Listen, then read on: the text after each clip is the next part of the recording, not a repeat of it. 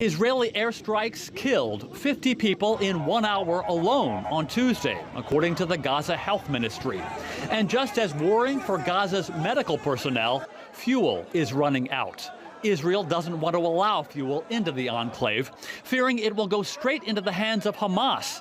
But there are dire warnings about what will happen if it doesn't arrive.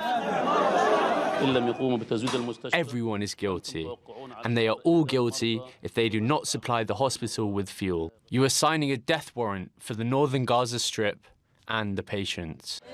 The UN relief team dedicated to Palestinian refugees says fuel certainly isn't the only problem in Gaza. Effectively, we're running out of stocks of water, food, medicines. We are running out of the basics, commodities that we need to serve the population. For most of the day on Tuesday, no humanitarian aid trucks went through Egypt's Rafah crossing into Gaza. The White House put some of the blame on all the diplomatic players involved: Israel, Egypt, the U.S., Hamas, and the United Nations.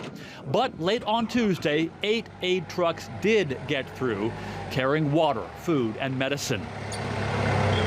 There are reports that Israel could be holding off on an expected ground invasion to allow time for a large-scale hostage release. No confirmation from Israel or the U.S., but a big issue would be how to move a large number of hostages through a war zone. And it's not clear what Hamas wants in return. The White House says right now a ceasefire is not feasible.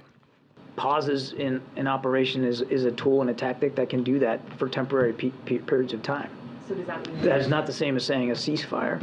Again, right now, we believe a ceasefire benefits Hamas, a general ceasefire.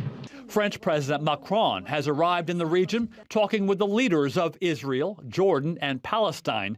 And with questions continuing about how big a role the U.S. is playing, President Biden, as he welcomed Australia's Prime Minister to the White House on Tuesday, simply said Israel makes its own decisions. Andy Rosen, TRT World.